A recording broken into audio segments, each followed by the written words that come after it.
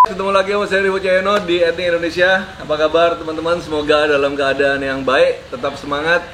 Selamat siang, saya sama Bapak Eri Widodo. Nah, saya ajak Pak Eri ini buat video hari ini. Kita mau unboxing teman-teman. Saya dapat kiriman beberapa pusaka dari daerah Madura. Pak Eri ini sebagai seorang yang biasanya kalau kita mau collab, kita collab sama seorang yang ahli ya pusaka. Tapi Pak Eri ini sedang dalam perjalanan untuk mempelajari pusaka, benar ya Bang? Betul sekali. Lagi berburu pusaka untuk koleksinya Pak Eri ini, istilahnya. Belajar supaya nggak keblontrok istilahnya. nggak ke blue. Nah, dalam pencarian kita dalam pusaka itu pasti kita banyak pertanyaan Pak ya. Nah nanti Pak Eri waktu kita akan buat unboxing ini, kita ingin ada pertanyaan-pertanyaan dari Pak Eri yang mungkin Pak Eri akan tanyain kepada saya atau kepada teman-teman yang nonton video ini juga tentang pusaka-pusaka. Dan dari situ teman-teman juga saya harapin bisa sama-sama kita belajar ya untuk cara melihat pusaka itu yang bagusnya itu seperti apa, yang sesuai dengan pengharapannya itu seperti apa. Mantap. Sekarang udah punya berapa keris nih Bang? Saya baru saya. Kita akan mulai ya. Kita akan mulai dari kiriman dari Mas Koirul. Ini dari kalau nggak salah Bojonegoro nih guys. Koirul Bojonegoro ini dia ada nawarin saya Pak keris, dan kalau dilihat dari fotonya sih kayaknya bagus. Nah kita lihat kadang-kadang itu kalau dari foto yang bagus belum tentu datanya bagus. Nah, makanya kita harus cukup ahli melihatnya ya. Kita lihat sama-sama ya. Keris ini. Kamu udah punya keris nggak? Iya. Kita lihat ya. Keris is traditional weapon. Kita lihat ya. Oke. Bagus nggak ya? Kayaknya. Itu udah punya keris belum? Minta papa dong. Pak, aku mau punya keris itu. Aku kan nggak boleh, soalnya aku nggak boleh buat. Oh iya. Wah, kita lihat guys. Kayaknya ini keren banget nih. Tapi kalau kamu ada banyak weapon, aku mau dong. Mau udah kamu? Tanya papa dulu ya. Kita lihat ya. Ini dari Bali kan? Ini kayaknya dari Bali. Ini dari Jawa ini, lihat nih. Kayaknya Tapi agak. ini sudah lama banget. Iya, udah tua banget nih. Oke guys, ini tahu nggak apa namanya? Bingung, karena zaman sekarang harus diajari tentang pusaka tradisional guys. Ini namanya ini namanya keris. Yes. Kayaknya ini agak copot. Ya, kita lihat kalau dari warangkanya. Aku tahu. Apa itu? Oh iya, nanti dulu kita lihat warangkanya dulu. Warangka itu rumahnya. Kalau dari warangkanya namanya Gayaman Solo. Ya, Gayaman Solo dengan pendoknya pendok Slewa, ada ukir-ukirannya lama. Ini dengan mendak selut guys. Kayunya kayak apa nih Pak Eri? Jati kayak. Kurang tahu juga ini. Kayak kayu jati tapi udah diwarna agak hitam nih. Nah, kita lihat dulu ya. Kita lihat dalamnya ya. Mau lihat dalamnya nggak? Oke? Mau dong. Aku tahu kayak. Apa nih dalamnya? Ini cuman dia agak ini kalau dilihat dari paksinya Pak. Ini Lama. tua pasti. Tua. Ya paksinya udah Itu buat kok sepuh. fake gelas. Oh, buat grade glass bukan. Ini buat untuk pegangannya. Kita lihat ya. Nah. Bentar. Nah, ini sayangnya memang kalau di apa paksinya ini biasanya dikasih benang Pak ya. Kasih benang supaya bisa rapat. Ini mungkin benangnya nggak dipasang, tapi dari bilanya ini kita bisa lihat bilanya ini adalah bila dari pusaka dapur apa ini? 1, 2, 3, 4, 5, 6, 7, 8, 9, 10, 11, 12, 13. Sangkelat. Jadi ini adalah pusaka dengan dapur sangkelat dengan pamornya Pak. Kelihatan nggak? Ini karena pusaka nggak ada warangannya, kita agak susah guys untuk lihat pamornya. Tapi putih belum diwarang. ini belum diwarang. Jadi ini pusaka belum diwarang, masih putihan. Jadi kita bisa kelihatan jelas pamornya apa. Tapi kalau dari guratannya Pak, kita lihat ya guys ya. Kalau dari guratannya atau lipatannya, kita bisa kemungkinan besar pamornya pamor Woshuta ini.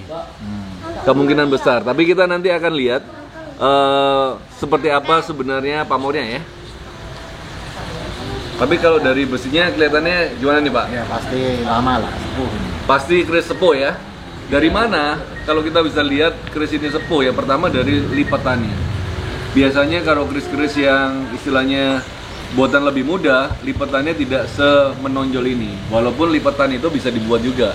Cuman kalau ini kita bisa lihat dari lipatan di gonjonya. Gonjonya Pak, kita lihat ya. Gonjonya ini lipatannya sangat halus sekali dan sangat tipis sekali lipat-lipatannya. Ini menunjukkan pembuatannya tidak sembarangan ini guys, gonjonya. Lipatannya dengan lipatan yang sangat tipis sekali. Nah, dari sogoannya kita juga bisa lihat kualitasnya Pak. Jadi sogoan pusaka itu adalah salah satu ciri kita bisa melihat pusaka itu kualitas bagus apa enggak. Semakin sogoannya itu istilahnya tajam, dalam, ya, itu menunjukkan pembuatnya itu enggak sembarangan. Kualitasnya bukan yang kayak di garis circle aja kan. Kadang-kadang ada yang garisannya itu asal-asalan, itu pasti nggak enak untuk dilihat. Tapi kalau dari sogoannya ini bagus, ya, masih tajam, masih rapi, dan dibuatnya nggak sembarangan seperti ini. Nah, dari looknya ini juga menandakan look 13 ini bukan pusaka yang sembarangan mudah dibuat, karena dari bentuk looknya kita bisa melihat keindahan pusakanya Pak. Kalau memang agak miring ke depan gitu. Nah, kalau miring seperti ini namanya condong leleh. Condong leleh itu ada pakemnya, Pak. Ada yang agak condongnya 5 derajat, 7 derajat, itu ada namanya sendiri-sendiri. Itu dinamakan sungkemnya pusaka. Jadi menandakan bahwa pusaka itu, kalau keris kenapa kok selalu agak miring ke sini? Ini menandakan bahwa orang Jawa itu punya karakter yang rendah hati. Jadi sungkem kepada orang yang lebih tua atau kepada sesepuh yang lebih tua. Jadi budaya kerendahan hati daripada leluhur kita zaman dulu itu ditonjolkan dari sungkemnya pusaka itu. Semakin dia agak condong ke bawah, semakin empunya itu mengingatkan kita untuk semakin rendah hati. Itu salah satunya. Nah, dari looknya ini menunjukkan look 13 atau yang dinamakan sangklat, yang juga mempunyai arti di mana sangklat itu merupakan satu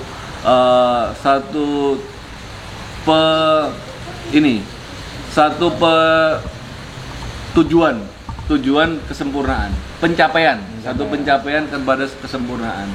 Jadi kalau kita lihat di dalam pusaka itu, look yang tertinggi atau bilah yang tertinggi adalah look 13.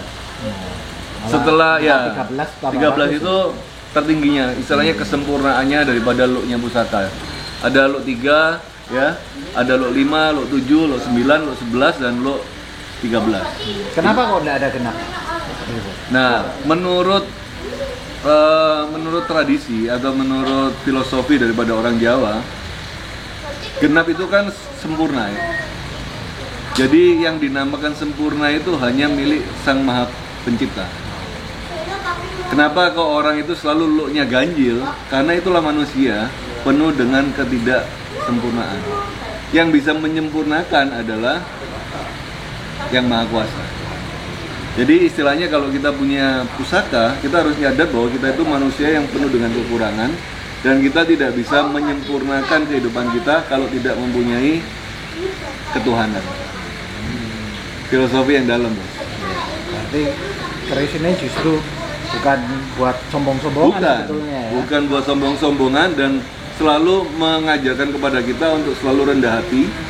Selalu kita merasa bahwa kita itu adalah manusia yang penuh dengan kekurangan. Jadi ada filosofinya. Filosofi yang dalam, yang dalam banget. Nah, kalau benar ini adalah pamor Woshuta, Pak, berarti tujuan atau pengharapan daripada empunya adalah pemegang keris sangklat ini akan mencapai satu kesempurnaan di dalam hidup dengan penuh kelimpahan secara materi dan kelimpahan secara rohani. Mantap ya. Mantap sekali. Jadi Pak Heri harus punya keris sangkelat. Ada pertanyaan lain nggak Pak Heri tentang keris ini Pak? Kalau ini dapurnya apa? Nah ini namanya kembang kacang Pak.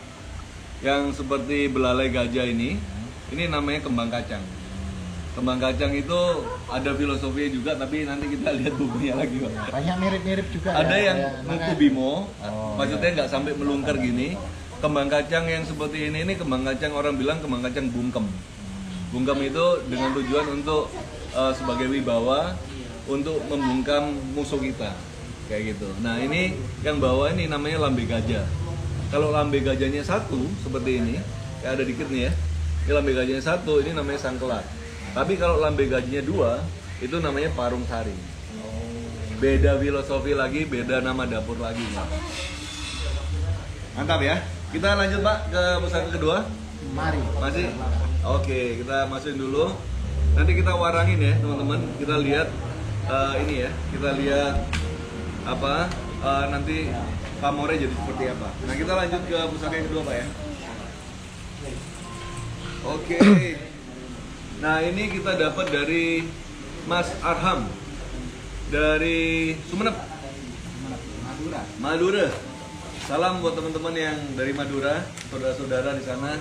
Saya lagi banyak kumpulin pusaka-pusaka Madura nih Pak Eri.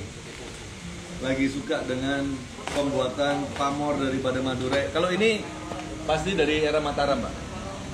Terlihat dari besinya, dari garapnya, dan dari bentuknya. Kalau gini ya, nanti kita lihat mungkin ada contohnya. Kembang kacang yang dari era Mataram di Jawa itu berbeda dengan kembang kacang yang dari Madura.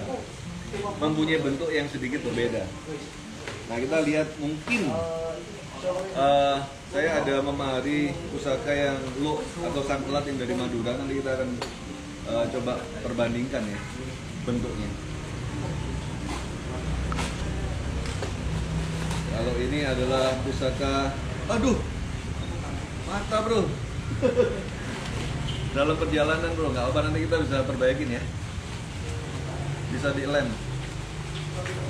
Inilah resiko teman-teman kalau kita beli online atau dalam perjalanan ya, pasti ada resiko dalam perjalanan itu patah atau kayak gimana. Nah, kita lihat kalau dari warangkanya, walaupun agak lodok, tapi ini nanti kerjanya Mas Hamdi untuk memperbaiki.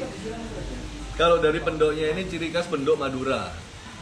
Nah, tapi kalau dari ini kan ladrang. Ini masuk ladrang Solo. Ladrang Jogja kecil. Ladrang Jogja, kalau Solo agak besar ya. Nah, kita lihat langsung bilanya aja ya. Ini kayunya kayu Timoho, lama. Harusnya ini ada seperti ini guys. Nanti kita perbaiki ya. Jadi asal lagi mungkin terbentur waktu perjalanan. Kita lihat pusaka kita dapat dari Madura Pak ini Pak. Tapi kayaknya ini bukan pusaka Madura, tapi ini adalah pusaka dari daerah Jogja, dari Jawa Tengah. Ini masuk era Mataram. Dengan dapurnya adalah namanya dapur Tilam Upin. Ini pusaka kuno banget, dapat dari desa. Dengan apa ini? Pamornya mungkin agak kelihatan sedikit, kayaknya pamornya Banyumili. Nah, Pak Eri tahu nggak arti dari pusaka yang namanya dapur Tilam Upin itu apa? Nggak mengerti? Tidak mengerti. Tilam itu tahu nggak apa tilam? Tempat tidur. Tempat tidur. Upih itu? Nah itu yang saya. Upih itu kalau dalam bahasa Jawa itu namanya nyaman. Oh. Jadi Tidur nyaman. tidur yang nyaman. Oh, tidur nyaman. Tidur yang nyenyak. Jadi maksudnya adalah gini. Sesukses apapun manusia, sebanyak apapun hartamu, kalau tidurmu nggak nyenyak, sukses nggak gitu? Iya, sukses. Jadi maksudnya adalah dalam kehidupan ini yang terpenting adalah hidup itu tidurnya harus nyenyak. Jadi Tilam Upi kok Banyumili? Saya kalau Banyumili di rumah saya nggak bisa tidur. Masuk akal. Jadi meterannya mahal. Meterannya jalan terus ya. Nah di dalam filosofi Jawa itu gini. Kalau kita bicara tentang kehidupan yang berkelimpahan, harusnya tidurnya orang itu harus nyenyak. Walaupun punya rumah banyak, kalau tidurnya nggak nyenyak berarti belum damai hidupnya. Belum nggak damai sejahtera. Nah ketika bicara tentang Banyumili, ini bicara tentang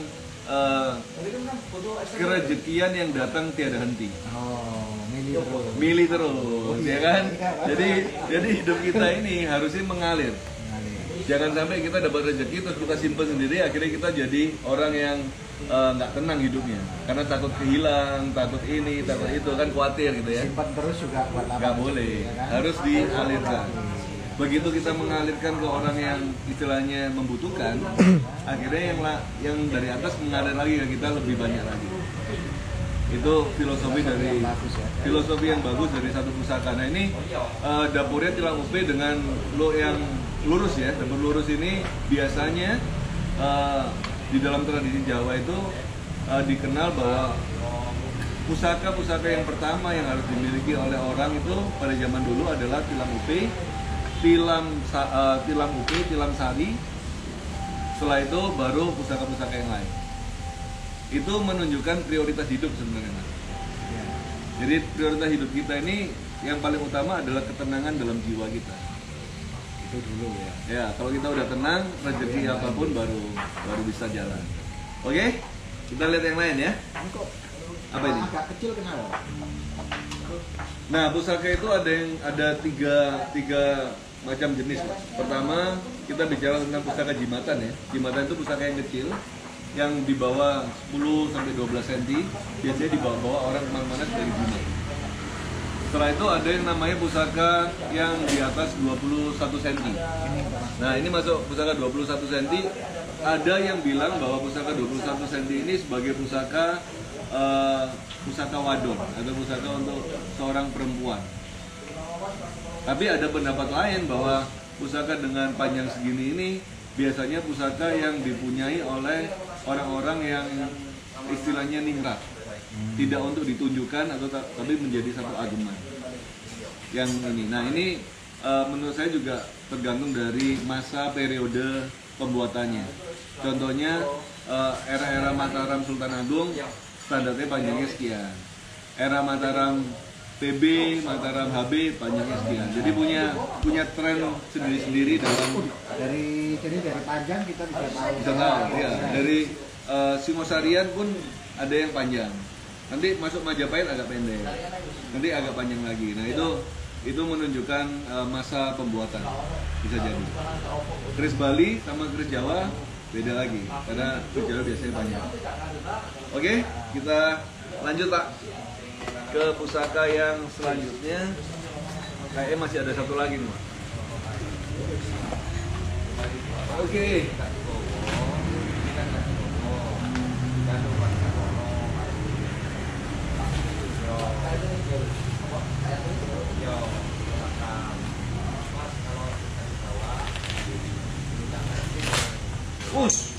Apa lagi, Bro? Ini apa, Bro? Kita lihat ya. Oh, lepas kalau ini. Ini lepas ya.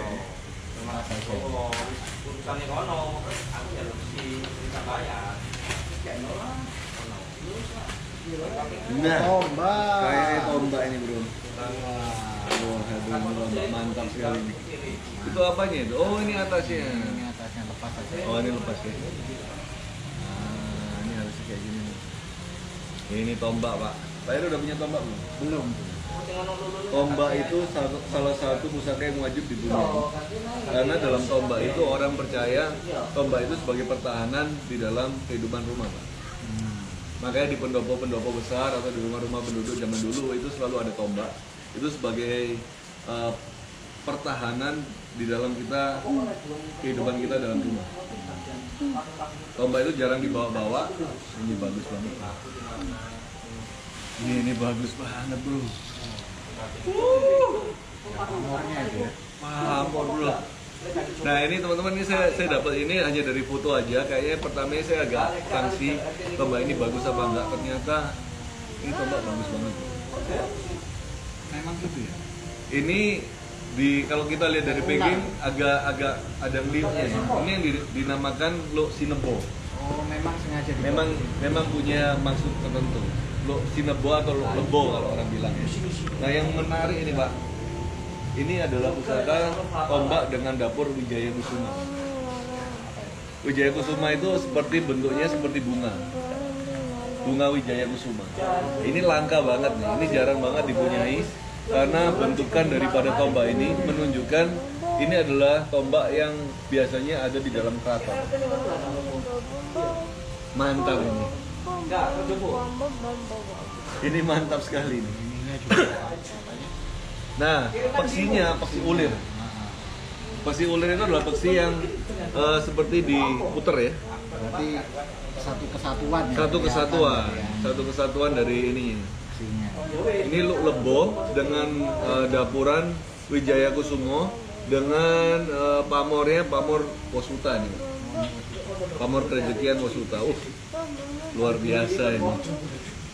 Dari besiannya kelihatan ya, kalau besian tempanya yang tempa padat sekali Pak. Sekali ya. Dari lipatan-lipatan dari pamornya itu sangat tipis sekali, sangat padat. Kayak ngelempung. Nah, kalau saya boleh perkirakan kemungkinan besar ini bisa masuk era Majapahit. Dari bentuk besinya, dari seni tempanya, dari bentukan pamornya. Indah sekali. Nah ternyata teman-teman tombak Indonesia itu mempunyai banyak banget macamnya dan banyak sekali tombak-tombak yang sangat bagus di Indonesia yang kadang-kadang kita jarang sekali untuk expose teman-teman. Nah kali ini kita ajak teman-teman untuk kita lihat satu tombak yang istimewa yang kita dapat dari Madura. Mantap banget ini. Nanti kita taruh di rumahnya Pak Eri aja nih kayak ini. Siap. Ya. Ini kita akan taruh rumahnya Pak Eri karena jarang banget saya dapat tombak Wijaya Kusuma. Nanti ini saya akan hibahkan ke Pak Eri aja. Jadi tombak kebanggaan nanti di tempatnya Pak Eri. Tapi ini harus dibuatin landian, Pak. Jadi kasih tinggi ya. Nanti kita buatin ini yang bagus. Kita jadiin salah satu warisan budaya yang dilestarikan nanti di tempat kita. Mantap. Oke. Pak, kita akan buat lagi video-video selanjutnya ya. Thank you teman-teman udah nonton video-video kita. Semoga video-video kita bermanfaat dan membantu teman-teman untuk semakin mencintai pusaka-pusaka Nusantara. Sampai ketemu di video-video selanjutnya. Salam budaya. See you.